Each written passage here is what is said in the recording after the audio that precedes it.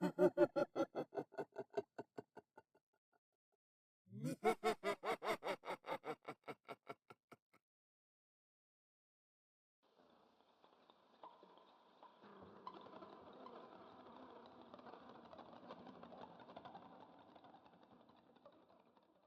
was just trying to get home, that's all.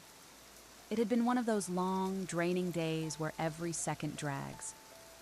A double shift at the restaurant had left my feet aching, my shirt clinging to the scent of fryer oil and stale coffee.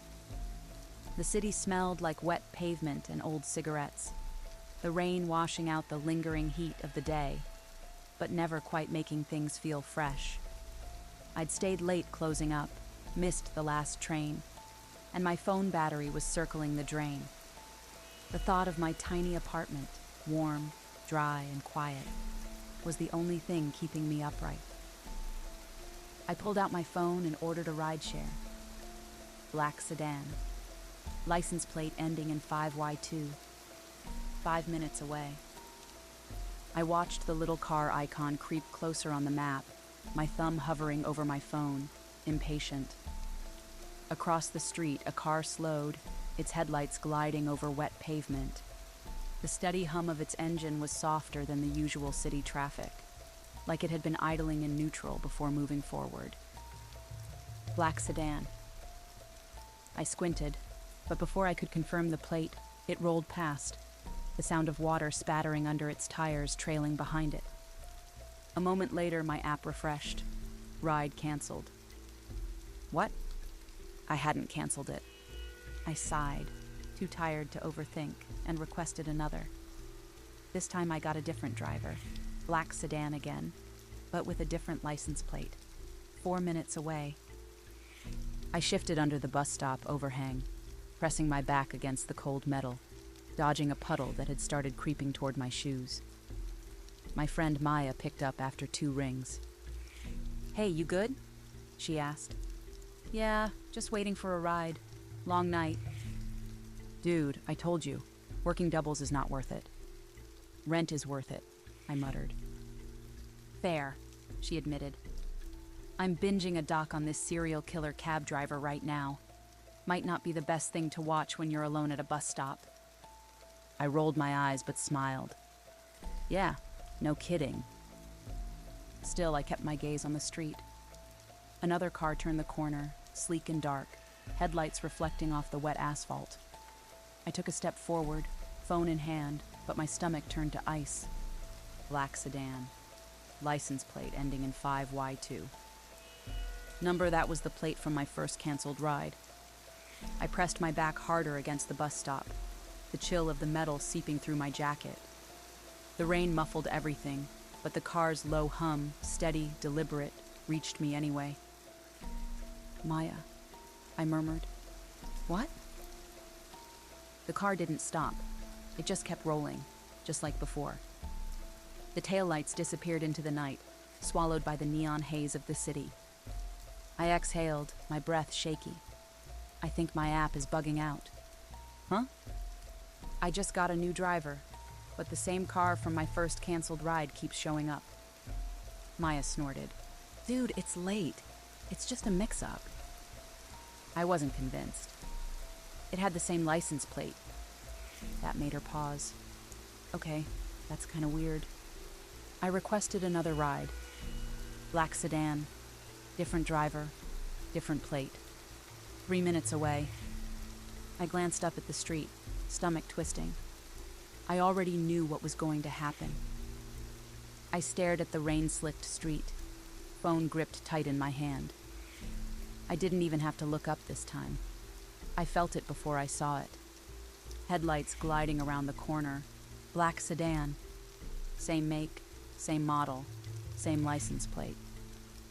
A slow, steady hum filled the air, smoother than the clunky engines of the taxis sputtering down the avenue. I swallowed hard, my pulse quickening. The air smelled damp and metallic, like the city itself was sweating. My phone buzzed.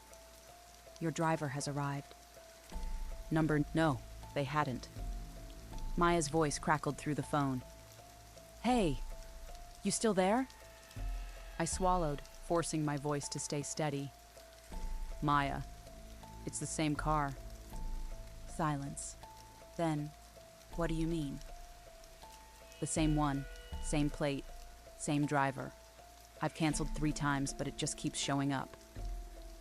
Maya exhaled sharply. Okay, get out of there. I canceled again and booked a completely new one. Different service, different app. My heart pounded as I watched the driver's info pop up. White SUV, license plate ending in 3X9. Not a sedan, not the same plate, not the same driver. Relief loosened my chest a little. Okay, new ride's coming. It's a different car. Maya didn't sound convinced. Text me the info. I'm staying on the line until you're in. I did. And for the first time in the past 15 minutes, I let myself breathe. 2 minutes. 1. The white SUV turned onto my street, slowing as it approached. I stepped toward the curb, already reaching for the door handle. Then, out of the corner of my eye, I saw it. The black sedan. It was parked across the street, just sitting there, not moving, not driving past this time. Just watching. My stomach twisted. The driver in the SUV must have noticed my hesitation. You waiting for a ride? He asked. I forced myself to nod. Yeah. You okay? I hesitated, then climbed in. The moment the door shut, the black sedan's headlights flicked off. I was too scared to look back as we pulled away. When I got inside my apartment, I locked the door behind me and checked my app one last time. Nothing. No history of my canceled rides, no record of the black sedan, like it had never existed at all. I told myself it was over. But the next morning, as I stepped outside for work, my phone buzzed. I looked down. Your ride has arrived. And across the street, parked in the same spot as the night before, was a black sedan, waiting.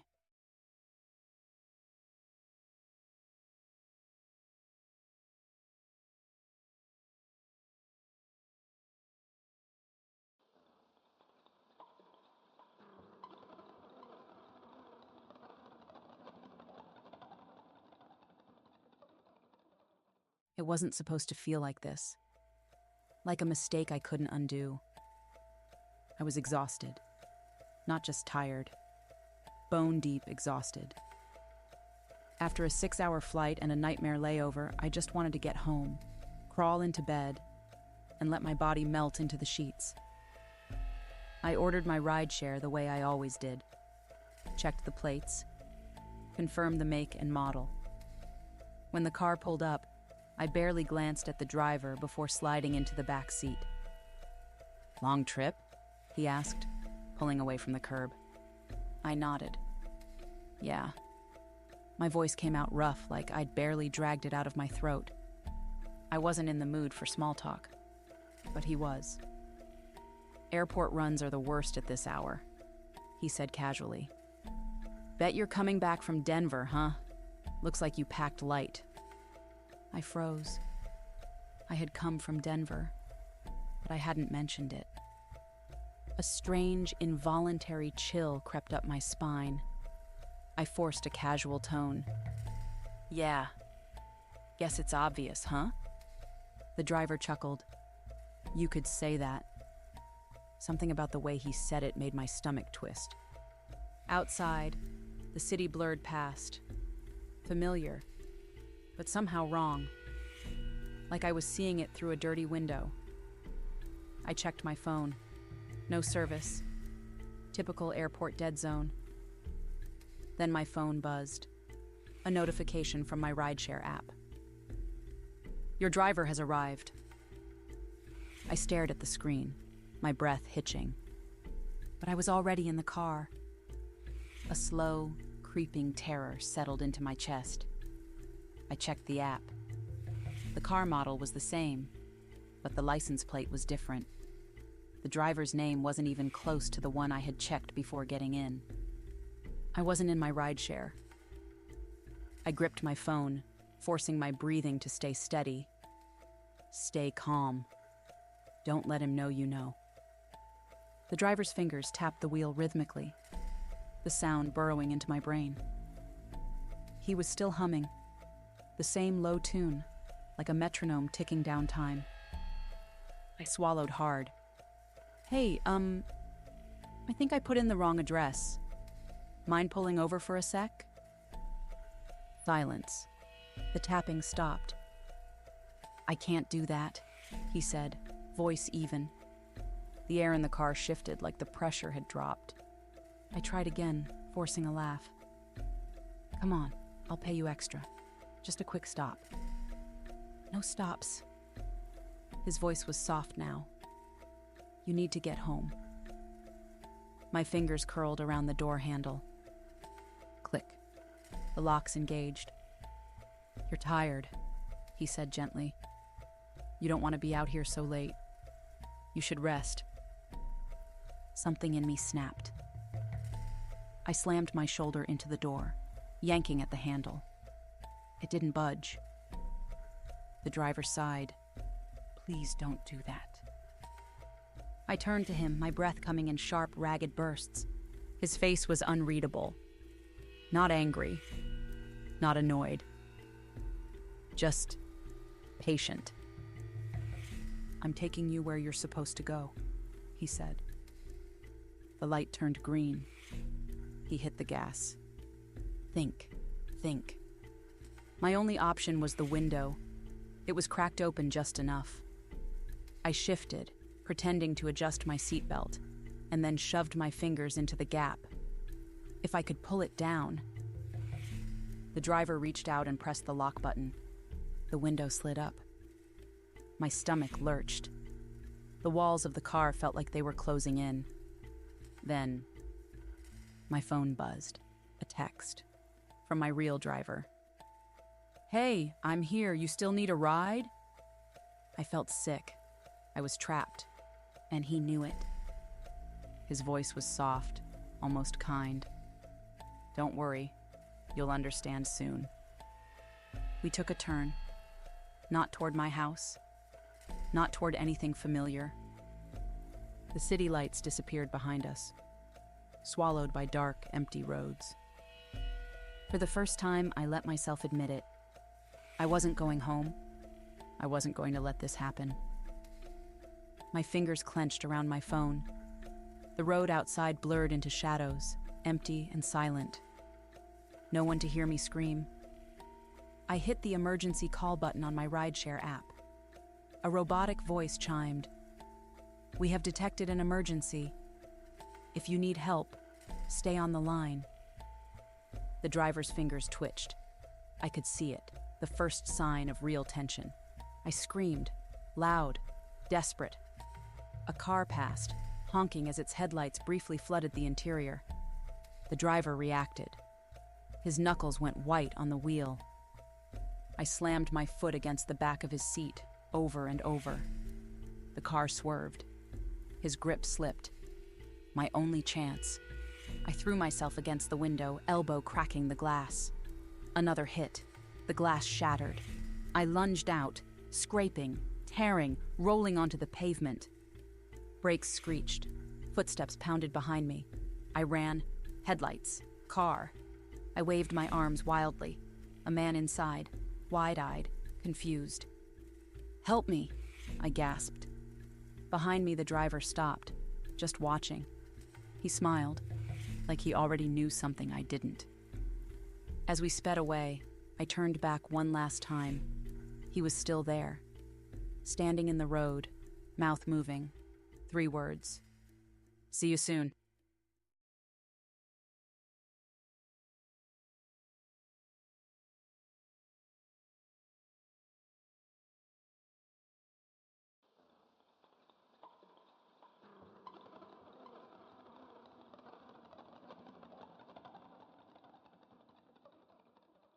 It was late.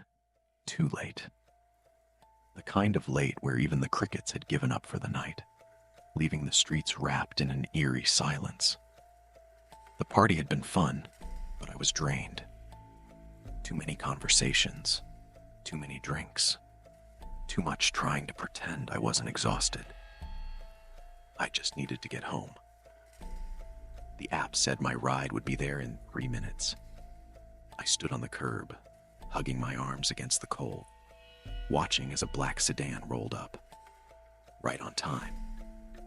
I checked the plate. It matched. The driver didn't say anything as I slid into the back seat. Just a small nod, the glow of the dashboard lights reflecting off his face.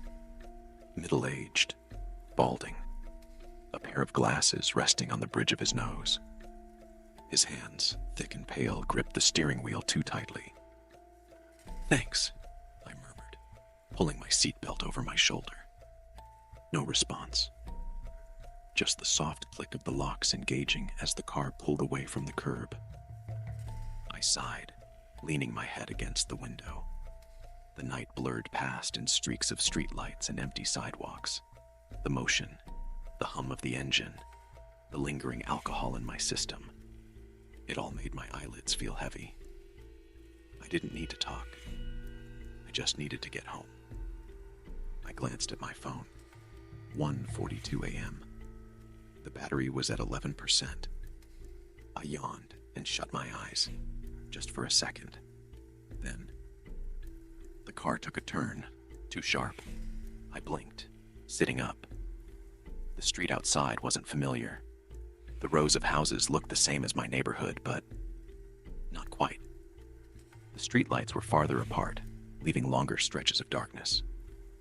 A few of the houses had porch lights on, but the windows were black, empty. I pulled my phone up again, watching the little dot on the Rideshare app. It wasn't moving. The car kept driving. A slow, creeping unease slithered up my spine. I cleared my throat. This isn't the way I usually go. The driver's hands flexed on the wheel. No response.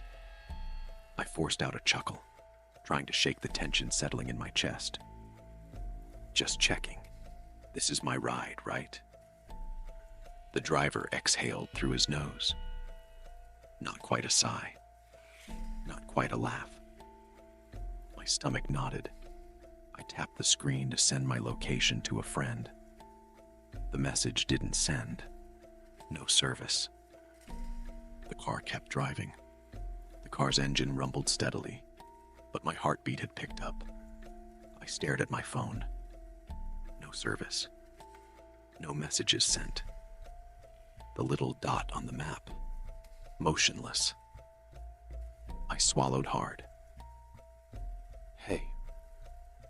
I think maybe my signal's bad. Could you check your GPS? Just want to make sure we're going the right way. The driver didn't answer right away. His fingers flexed against the wheel again, like he was testing his grip. Then, in a low, even voice, he finally spoke. "You live on Harbor Street, right?" A chill settled at the base of my neck. I never told him my address. The app usually showed it on the driver's GPS, sure, but no one ever said it out loud. Something felt very, very wrong. I had to get out. My stomach turned violently. The car slowed to a stop. I fumbled with the handle again. Locked. "You always fall asleep, you know that?" he murmured. A memory surfaced. A different ride, different night. Blacking out before I even got home. No hangover. No sickness. Just waking up feeling off. This wasn't the first time. I lunged, elbowing him in the head. The lock clicked. I yanked the door open, tumbling out onto damp grass. My breath caught as I ran toward the road, lungs burning. Then, headlights. A car. A real car. A stranger rolled down their window, eyes wide. "Oh my God, are you okay?" "Please," I gasped. "Please drive." The car peeled away, just as the driver emerged from the trees. Police never found him. No record of the trip. No matching driver. But I knew the truth. I'd been in that car before, and I didn't know how many times. Later that night, shaking, I pulled up my rideshare history. There were gaps, trips I didn't remember booking, rides in the middle of the night, some ending at my house. Others didn't end at all.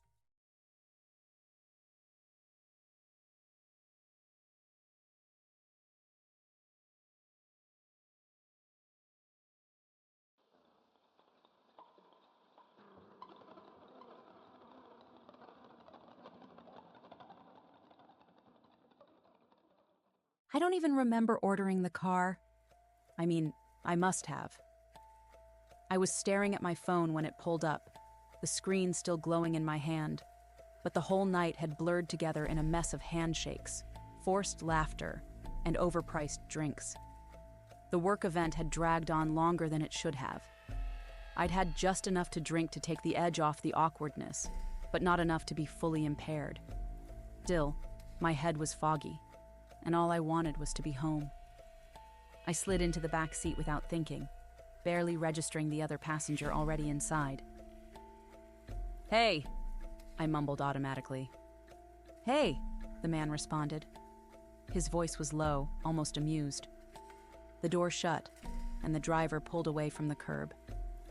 It took me a few seconds to process it, but something about the way the two of them exchanged glances in the rearview mirror set me on edge. There was familiarity there, a kind of shared amusement. I glanced at my phone, pretending to check something, but really, I just needed a moment to steady myself. That's when I saw it. Shared ride, shit. I never booked shared rides. Ever. But in my rush to leave, I must have hit the wrong option. I swallowed my irritation and kept my gaze on the screen. I told myself it was fine. Just a minor annoyance. But then the other passenger spoke. "You been busy tonight?" he asked the driver. The driver snorted. "Yeah, had a few weird ones." I half listened, scrolling absent-mindedly, trying to focus on the familiar comfort of my notifications, my emails, anything but the low murmur of their voices. But something about the way they spoke. It didn't sound like idle small talk. "What about the last one?" the passenger asked. "That one go smooth?" The driver exhaled through his nose, shaking his head. "Nah, got too jumpy. Didn't get to finish it." I frowned. It was an odd way to phrase something. The man in the seat beside me chuckled, his voice low and knowing. "Yeah? Think this one will?" There was a beat of silence. A single moment where I felt the weight of something unspoken passing between them.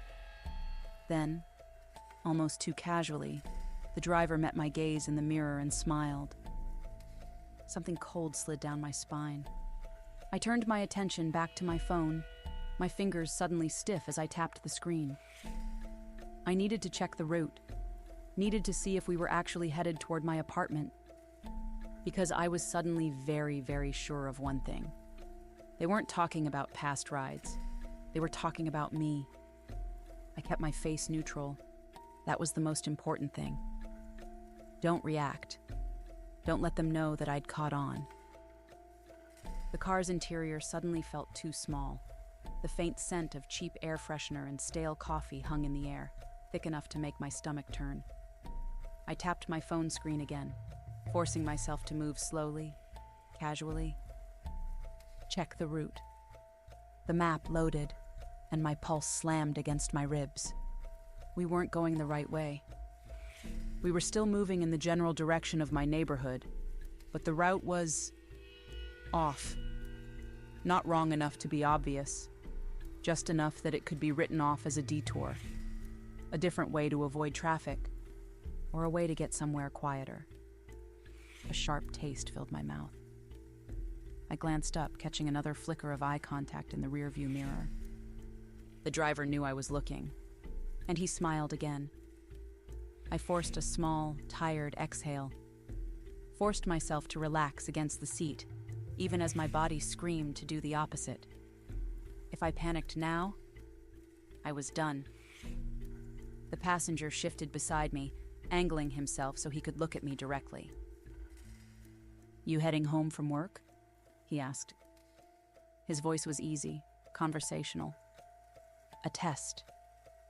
I smiled. Just a little. Just enough. Yeah, work thing ran late. He nodded like that made perfect sense. Long night, huh? Yeah, I said again, feeling my own voice stretch thin. I needed to play along, needed to act normal. But my thoughts were colliding too fast, trying to find a way out. I could say I forgot something. Pretend I left my wallet at the bar, ask them to turn around. But no. If they were planning something, they wouldn't just let me go. I could fake a phone call, act like someone was expecting me, waiting for me at home. But would that make a difference? You look tired, the passenger said suddenly. I blinked. He was staring at me, head tilted, expression unreadable. You should rest, he added, like he was making a friendly suggestion. The driver laughed under his breath. I swallowed against the tightness in my throat. My phone was still in my lap, my thumb hovering over the emergency call button. 911 was 3 taps away. 3 taps. That was all it would take. But would they let me? Would I even make it that far? The driver turned down a street I didn't recognize. I tried to control my breathing, tried to think through the noise in my head, but then... 5 minutes, the passenger murmured. My stomach twisted. Huh? The driver hummed in agreement. Yeah, should be enough time. I felt my grip tighten around my phone. It was the way they said it. The casual ease. The unspoken understanding between them. 5 minutes for what? The realization struck me hard and fast. I wasn't supposed to make it home. I could still get out of this. That thought was the only thing keeping my hands steady as I tightened my grip around my phone. There were ways out. There had to be. 5 minutes. That's what they had said. That meant there was a destination, a place they were taking me. If I waited too long, I'd never get another chance. The car slowed for a red light. I could run.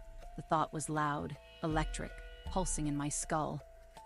I was in the back seat, sure, but I wasn't trapped. Not yet. If I moved fast, I could yank the door handle, throw myself into the street before... Click. The sound was soft, almost insignificant. But I knew what it was before I even tested the handle. The doors were locked. I swallowed against the panic rising in my throat. Everything okay back there? The driver asked. His voice was mild, polite, like he hadn't just locked me inside his car. The light turned green. We started moving again. I felt something shift beside me. The other passenger. I could feel the weight of his stare even before I turned my head. He was watching me closely, studying me, waiting for something, waiting for me to panic. Don't give them that. I forced a breath out, turning back to my phone. Think. There had to be something I could do. I could still call for help. I could... Then I saw it. My ride details were still open. The emergency button. I had seconds. I tapped it once, just enough to pull up the confirmation screen. The passenger moved. I saw it in my periphery, his hand shifting, reaching. I didn't think, I just acted. I dropped my phone. It hit the floor of the car with a dull thud, landing halfway under the front seat. I let out an exaggerated groan, shaking my head like it had been nothing but an accident. Shit, I muttered. The passenger's hand twitched, but he hesitated. He didn't want to give himself away. The driver snorted. Rough night? Yeah, I mumbled, bending forward, reaching under the seat. My fingers brushed the phone and... I hit the emergency confirmation, a quiet vibration, then nothing. I had no idea if it had worked, no idea if anyone was coming, but I couldn't let them see my relief. Couldn't let them know what I had done. The car turned onto an emptier street. Fewer streetlights, no people. I clenched my jaw. Do something. Now I took a slow breath, forcing out a weak laugh. Hey, this is weird, but I think I left my wallet at the bar. Silence. Think we could turn back real quick? I added, keeping my voice light. I'll tip extra. The driver didn't answer. The passenger beside me smiled. Don't worry about it, he said softly. You won't need it. The car kept moving. My heartbeat slammed against my ribs. Then, a siren. Distant at first, but growing louder. The driver tensed. Then, flashing lights behind us. I let out a shaky breath I hadn't even realized I was holding. It worked. I didn't know what the app had sent out, if it had triggered an alert or just marked the ride as suspicious. But it was enough. The driver hesitated, fingers flexing against the wheel. Then he pulled over. The passenger beside me was still smiling. But something in his expression had changed. Because he knew. He knew I had just ruined whatever they had planned. The second the car stopped, I grabbed the door handle. And this time, it opened. 1 second, I was yanking the door open, stumbling onto the pavement, and the next, I was in the arms of the cop who had pulled them over. My breath was coming too fast, my pulse a hammer in my skull, but I was out. Safe. The officers pulled the driver and passenger from the car. I didn't stay long enough to watch what happened next. One of the cops guided me to the curb, asked me if I was okay. I nodded, but I wasn't. Not really. The realization of how close I'd come sat heavy in my chest.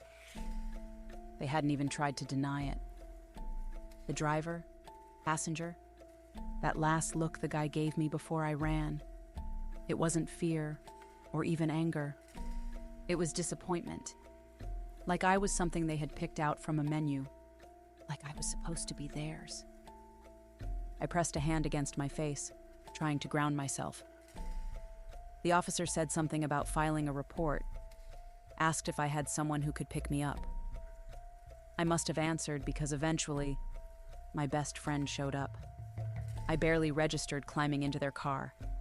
The first thing I remember clearly is the way they looked at me. You okay? They asked. I exhaled shakily, staring out the window as we pulled away from the scene. The flashing lights. The car I was supposed to still be in. I almost said yes. But then I felt it again. That moment where the fear settled into something worse. Because if I hadn't ordered a shared ride, I wouldn't have noticed. If that passenger hadn't been there, if I had been alone with the driver, I might not have realized anything was wrong until it was too late. I swallowed. No, I admitted quietly. Not really. My friend didn't push. They just nodded, adjusting the radio, filling the silence with something easy and normal. I didn't tell them about the way the driver had smiled in the mirror. I didn't tell them about the last thing the passenger had said to me, just before the cops pulled him out of the car. But I still heard it. Next time, I shut my eyes, and I really, really hoped there wouldn't be one.